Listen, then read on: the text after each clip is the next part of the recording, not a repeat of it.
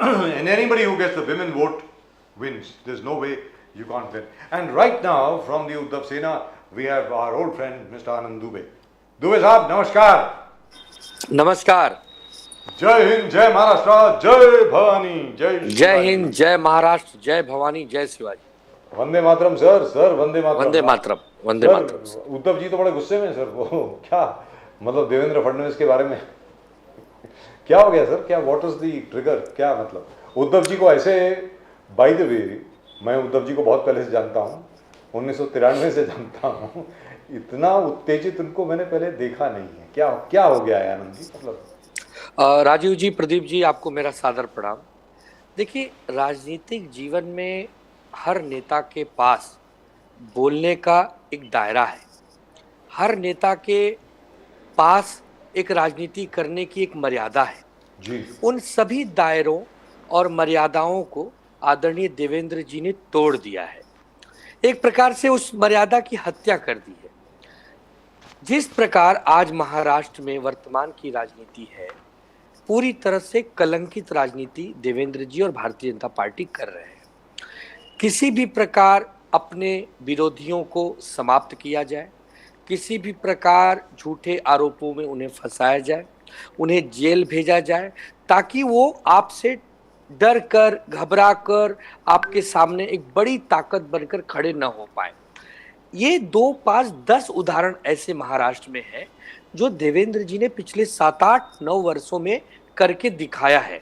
इसलिए उद्धव ठाकरे जी बार बार कहते हैं कि भाई अब इस व्यक्ति पर बोलना मुझे अच्छा नहीं लगता. मुझे बहुत कुछ बोलना होता है, लेकिन अब बोलने की इच्छा भी नहीं होती है. यही कारण है कि आने वाले जो पीढ़ियां हैं उनको हम क्या सिखाएंगे. शायद उद्धव ठाकरे जी अपनी मर्यादा में हैं, उन्होंने जितना बोलना था बोल दिया. अब हम उतना ही बोलेंगे जितना देश की जनता के हित में होगा, क्योंकि हम विरोधी जरूर हैं, हम कोई किसी के शत्रु नहीं है. हमारे आपस में मतभेद हैं, लेकिन मनभेद नहीं है. लेकिन देवेंद्र जी ने जिस प्रकार, मैं कहूँगा कि राजनीति को उलझा कर रखा हुआ है पूरे स्टेट में, विरोधियों को किसी भी कीमत पर कुचला जाए, उनको खत्म किया जाए, ये अच्छी भावना नहीं होती है. तो ठीक है, उसी परिप्रेक्ष्य में आदरणीय उद्धव साहब ने कहा था, लेकिन हम समझते हैं कि उद्धव साहब ने अपनी मर्यादा में रहकर जितनी बात कहनी चाहिए थी उतनी कही है. जिस प्रकार से यहां पर उत्तर सभा महाराष्ट्र में हो रहा है कि शरद पवार ने भीड़ में एक सभा लिया, कुछ दिनों बाद अजित पवार, उससे भी बड़ा सभा, उनका कहना है कि जबरदस्त सभा हमने लिया. और जिस प्रकार से एक प्लान तरीके से, यानी कुछ लोग शरद पवार जी को अटैक करेंगे, जैसे भुजबल साहब ने अटैक कर लिया, और अजित पवार जी बोलेंगे नहीं ऐसा. तो आप इस चीज को कैसे देख रहे हैं? अब जैसे उद्धव ठाकरे जी का है, सभा ले रहे, वहां भी शायद उत्तर सभा होने वाले हैं. तो ये, और फिर अभी जो पोल्स आए वो दिखा रहा है कि क्लोज नेक टू नेक आए. जो इंडिया टुडे पोल्स था, सर्वे, तो उनका कहना था कि अभी 28-20, दो MVA India still ahead, but it is 28-20, 22 BJP, 28. तो ये इस द लीड जो है, फासले और कम होते जा रहे हैं. शरद पवार जी का क्या, और भी जो वोट शेयर है वो इस तरफ खींचा जा रहा है, उद्धव ठाकरे जी का वोट शेयर इस तरफ आते जा रहा है. आप इस कैसे देखते हो? सिर्फ क्या कांग्रेस अकेला खड़ा हुआ है, उद्धव ठाकरे जी और शरद पवार जी कभी इस तरफ कभी उस तरफ? जैसे संजय राउत जी ने बीच में कहा इस भीड़ सभा से पहले कि 3 दगड़ावर पाय ठेवून चालायचा, ये ठीक नहीं है. कैसे देखते हो आप? ये जो एमवीए पहले जीत रहा था, वो एक यूफोरिया था, आउटस्टैंडिंग, एब्सोल्यूट, क्या वो धीरे धीरे कम होता जा रहा है?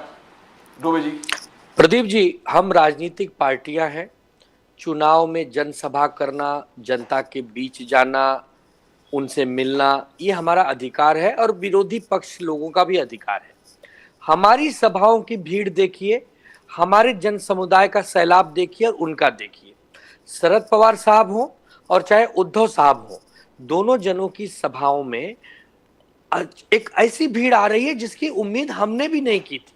700 गाड़ियों का काफिला लेकर लोग हमारा स्वागत कर रहे हैं, हमारे नेताओं को सुनने आ रहे हैं. तो ये बात स्पष्ट होती है कि जनता का समर्थन हमारे साथ है.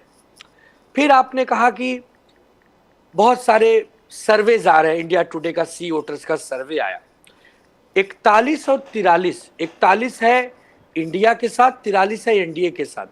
2% मतदाताओं का फर्क कोई बहुत बड़ा फर्क नहीं होता। सीटों में उनको ज्यादा दिखाया जा रहा है, उन्हें 306, हमारे गठबंधन को 193 के करीब।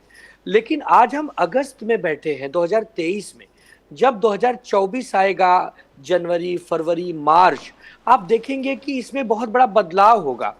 महाराष्ट्र में आज 28 और 20 है, इसमें भी बहुत बड़ा बदलाव होगा। केंद्र में अगर सामूहिक बात करूं तो वहां 220, 225 के करीब एनडीए रहेगा और 270, 280, 290 के करीब इंडिया रहेगा। महाराष्ट्र में बात करूं तो 38 के करीब इंडिया रहेगा और 10 के करीब एनडीए रहेगा। तो हम कमजोर नहीं हो रहे हैं, हम दिन प्रतिदिन बढ़ रहे हैं। लेकिन यहाँ पे आनंद दुबे साहब आप जो बोल रहे हैं वो बिल्कुल ठीक है, क्योंकि यही सी वोटर का सर्वे आया था 2 महीने पहले, एक्चुअली अब तो 2.5 महीने हो गए, 15 दिन और हो गए, जहां पर इंडिया अलायंस जो अभी है उस वक्त यूपीए थी, तब तक इंडिया अलायंस अनाउंस नहीं हुई थी, तब आपको 153 सीटें दी गई थी, 153, और वो बढ़ करके अब 193 हो गई हैं। तो कहीं ऐसा तो नहीं कि जैसे जैसे चुनाव पास आता रहेगा आपकी सीटें बढ़नी शुरू हो जाएंगी, मतलब 40 का जो आंकड़ा है ऊपर आ जाएगा? सर, पहले पटना में हमारी पहली मीटिंग हुई इंडिया की जी, दूसरी बेंगलुरु में हुई, तीसरी 31 और 1 को मुंबई में होने जा रही है। आप देखेंगे कि हर बैठक में हमारे सहयोगी दलों की संख्या बढ़ी है। 31 और 1 वाली में भी हमें पूरी संभावना है 1, 2, 3 लोग हमारे पास बढ़ेंगे, घटेंगे नहीं। ये उदाहरण है, यह मापदंड है कि आने वाले समय में इंडिया और मजबूत होगी। ठीक है, आज हमारे पास समन्वय समिति नहीं है, आज हमारे पास प्रधानमंत्री का चेहरा नहीं है, इससे कोई इनकार नहीं है, लेकिन यह भी उतना सही है कि लोग इंडिया को पसंद करने लगे हैं, लोग इंडिया के नेताओं पर विश्वास करने लगे हैं। आप राजनीति को समझते हैं राजू सर, जैसे जैसे समय बीतेगा हम अपने प्रचार प्रसार में ध्यान लगाएंगे, जनमानस के बीच में जाएंगे, अपनी अपील उन तक, उनके हार्ट तक पहुंचाएंगे। सर वो तो हर एक कोई करता है, वो अकेले आप थोड़ी करेंगे।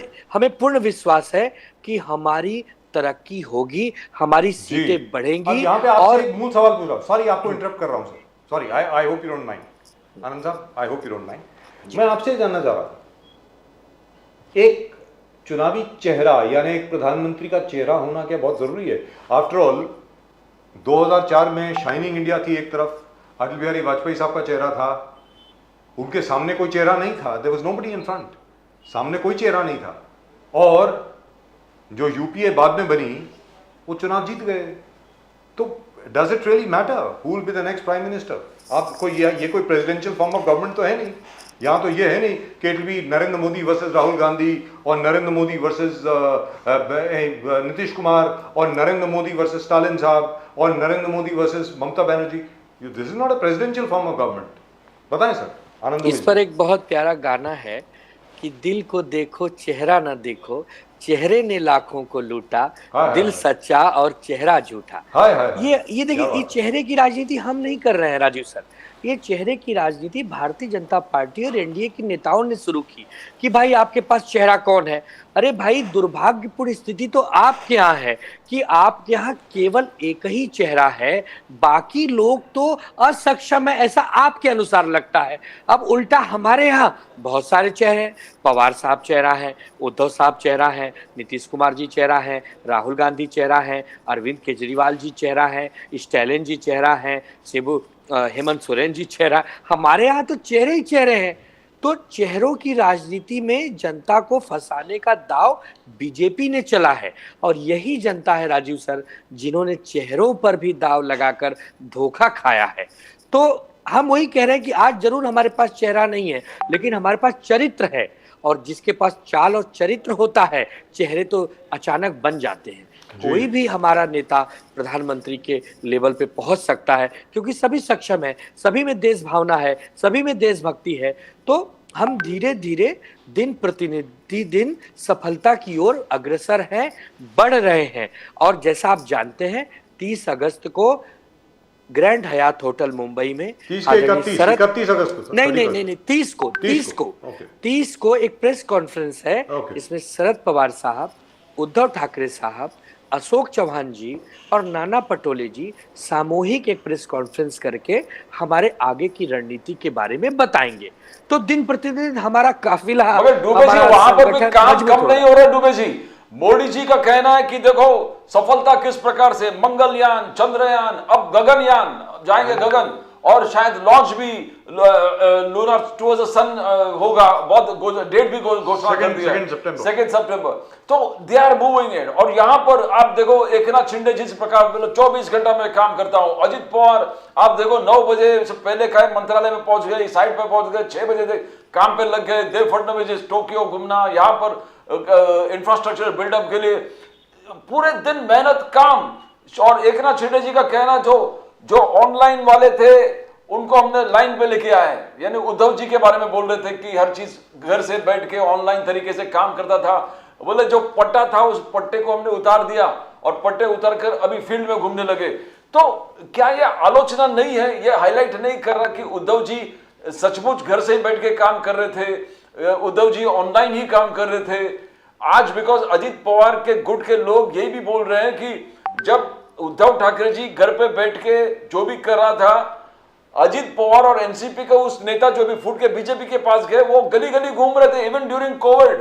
डूबे जी, तो ये डेफिनेटली लोगों के दिमाग में इंपैक्ट कर रहे हैं और इस चीज को सिद्ध कर रहे हैं कि ये लोग प्रगतिशील लोग हैं, काम करने वाले लोग हैं, लोगों को न्याय देने वाले लोग हैं। और यहां पर उद्धव जी एक इमेज बना हुआ है कि घर में बैठ के हर चीज चला रहे थे पहले। हाउ डू यू सी डूबे जी, ये बहुत बड़ा फर्क होने वाला है। चंद्रयान 3 के लिए 140 करोड़ देशवासियों को बधाई देता हूं अपने और अपनी पार्टी की ओर से, खास करके इसरो के सभी वैज्ञानिकों को।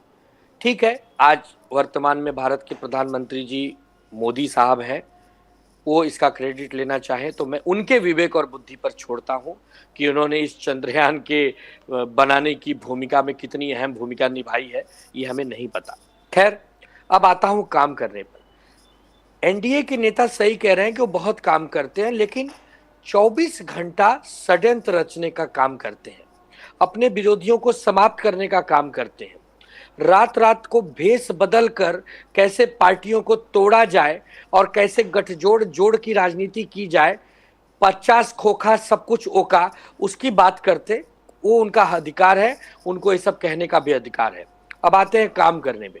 आज हमारे राज्य में किसान प्याज के मूल्यों को लेकर परेशान है, कोई सुध लेने वाला नहीं है।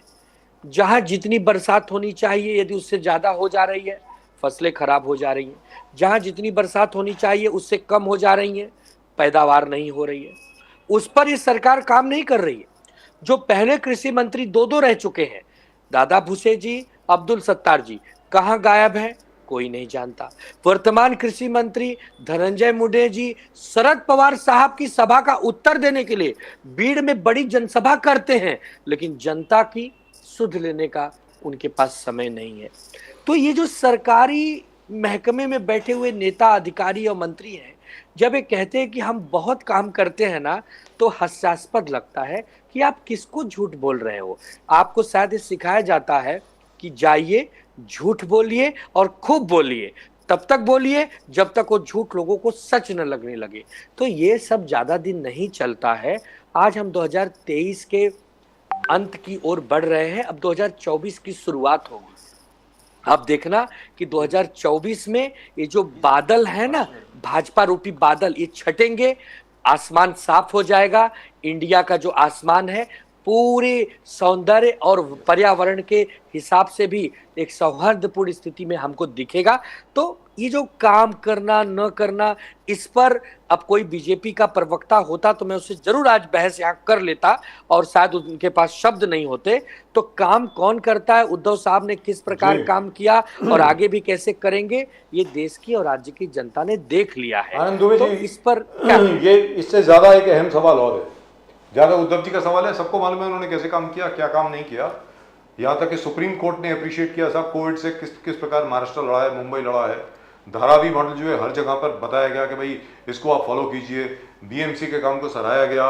इन्होंने नहीं, WHO ने सराहा। और तो और छोड़िए, जो वर्किंग कमेटी थी, वर्किंग ग्रुप जो था कोविड का, गवर्नमेंट ऑफ इंडिया का, उनके डॉक्टर के पॉल ने कहा that Maharashtra has done a wonderful job. उनके जो चेयरमैन थे के पॉल, उन्होंने खुद कहा है। खैर वो अलग बात है। मैं आपसे कुछ और सवाल पूछ रहा हूँ सर, ये हो क्या रहा है देश में? मैं आपसे पूछ रहा हूँ। देखो आनंद दुबे साहब, you are not just a spokesperson for the Uddhav Thackeray Sena, आप एक राजनीतिक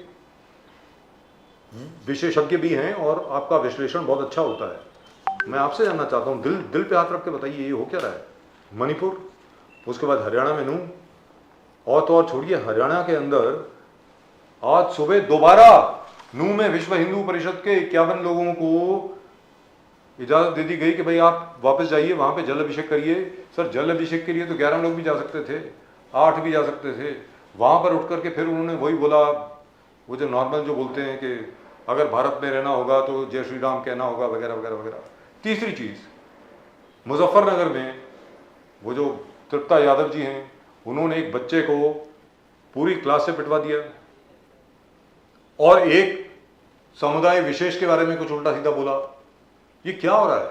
और एक ट्रेन में आरपीएफ का जवान जो है वो जाकर के एक समुदाय के लोगों को उड़ा देता है, साथ में अपने ऑफिसर को भी उड़ाता है, क्योंकि वो बीच में आ गया। उसने कहा भाई क्या कर रहा है तू? सर ये क्या हो रहा है देश में? मतलब मुझे कुछ समझ में नहीं आ रहा है। राजीव जी, मणिपुर में जो हिंसा हो रही है जी, वो बहुत ही दुर्भाग्यपूर्ण है। उस पर पूरी संसद ठप रही।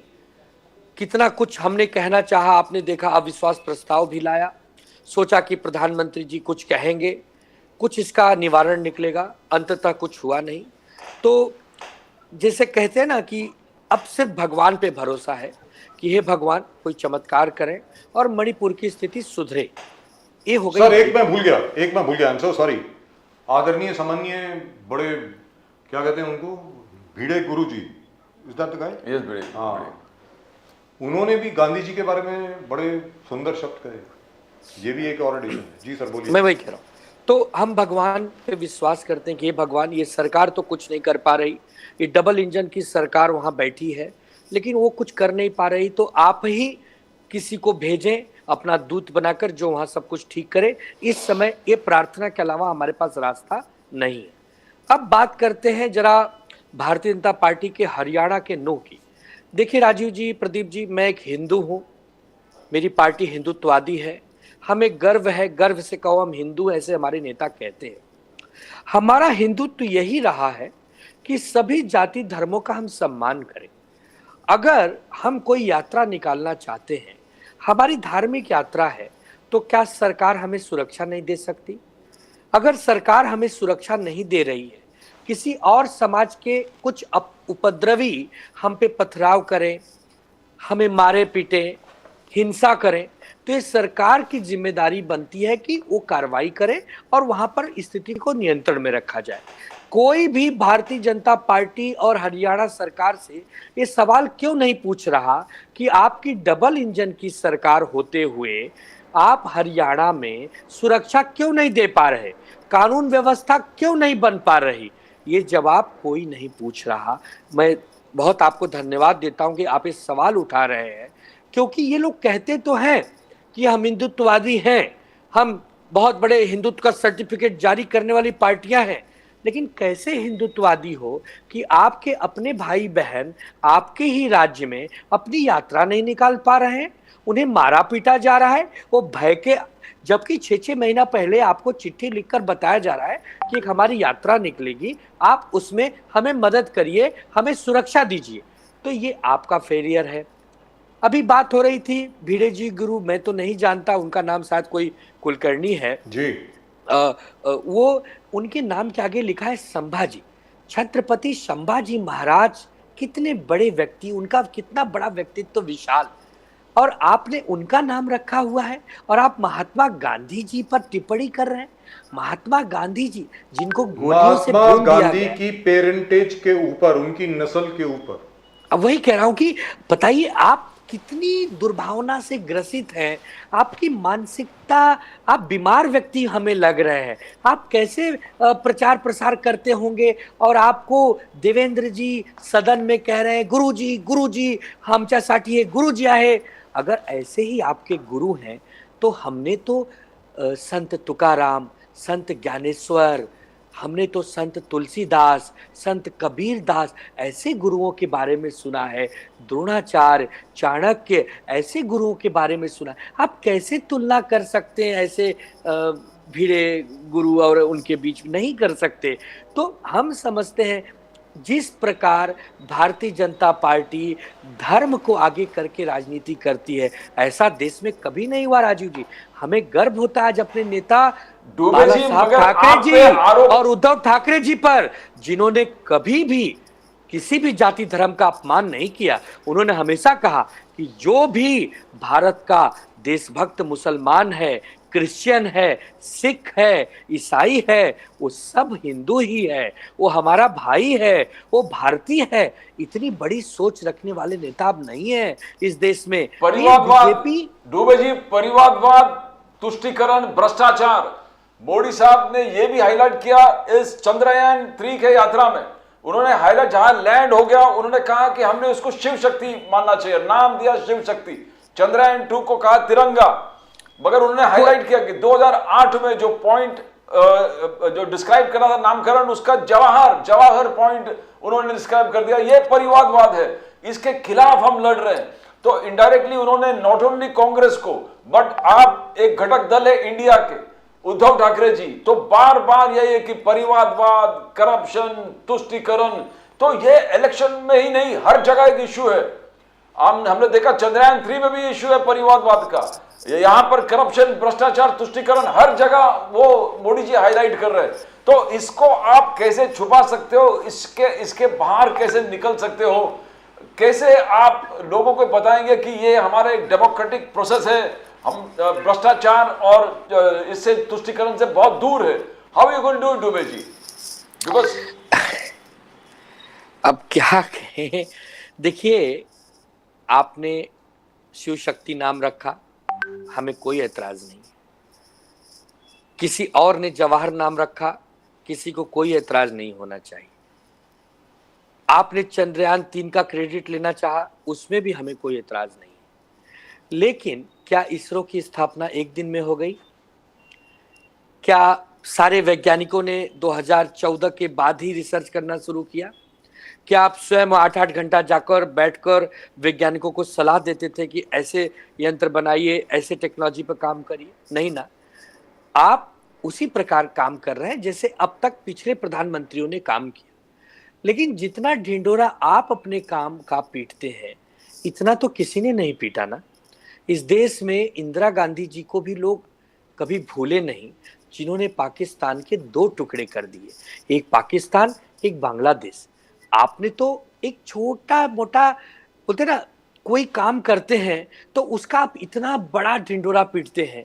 लेकिन हमने तो, हमारे पूर्वजों ने या हमारे पुरखों ने बड़े बड़े काम किए, बट कोई ढिंडोरा नहीं पीटते। तो राजनीति कौन करता है साहब? राजनीति आप करते हैं कि राजनीति हम करते हैं? आप किसी भी चीज को हमने किया। 2014 से पहले क्या हमारा देश आजाद नहीं था? क्या उस 2014 से सर, पहले बीजेपी के मुताबिक आजादी मिली है 2014 मई 26 के बाद। तो क्या पंडित अटल बिहारी वाजपेयी जी गुलाम भारत के प्रधानमंत्री थे? सर, वाजपेयी जी को तो भूल गए। अटल जी को कौन याद करता है? आप याद करते हो, मैं याद करता हूं। मैं एक चीज बता दूं, अटल जी को तो कांग्रेस के लोग ज्यादा याद करते हैं। राजीव सर, अभी नीतीश कुमार जी जो हमारे जेडीयू के नेता हैं, वो कुछ दिन पहले उनके पुण्यतिथि पर भी आए थे जी। तो ऐसा नहीं है। देखिए, हम फिर वही कह रहे हैं कि हमने अब तक जो राजनीति सोची, सुनी, समझी, वो ये वाली समझी कि जब सदन में नेहरू जी बोलते थे तो अटल जी विरोध करते थे, अटल जी बोलते थे, इंदिरा जी विरोध करती थी, लेकिन जब सदन के बाहर आते थे तो मुस्कुराते हुए एक दूसरे को प्रणाम करते थे। हमने वो राजनीति देखी और सुनी थी। अरे अटल जी ने तो खुद बताया, पता नहीं आपको याद है कि नहीं, अटल जी का तो एक भाषण है जिसमें उन्होंने कहा है कि एक दिन वो बड़े गुस्से में थे और उन्होंने बहुत अटैक किया जवाहरलाल नेहरू को, पंडित जी को, और फिर रात को कोई ऑफिशियल बैंक्वेट था, वहां पर मिल गए तो पंडित जी ने आकर के Atal Bihari Vajpayee, he was a very young man at that time, उनके कंधे पे हाथ रखा और बोला कि बहुत बढ़िया बोले आज तो तुम यार। ऐसा अटल जी ने बोला जवाहरलाल नेहरू जी के बारे में। और अटल जी ने कहा आजकल तो दुश्मनी हो जाती है, आजकल तो ऐसे व्यक्तित्व भी नहीं है। अगर तो पंडित नेहरू जी, नहीं, तो मैं आपसे पूछना चाह रहा हूं, वो टाइम वापस आएगा क्या? वो मैं भी वक्त कह रहा हूं, वापस अगर आएगा? पंडित नेहरू जी ये कहीं से देख रहे होंगे कि 2023 में उन्हीं के इस आजादी दिलाए हुए देश में जिस प्रकार एक दल अपने आप को महाशक्ति समझता है और दूसरे पार्टियों को तोड़ना चाहता है, समाप्त करना चाहता है, तो वो बहुत दुखी होंगे। यही स्थिति पंडित अटल बिहारी वाजपेयी जी की भी होगी।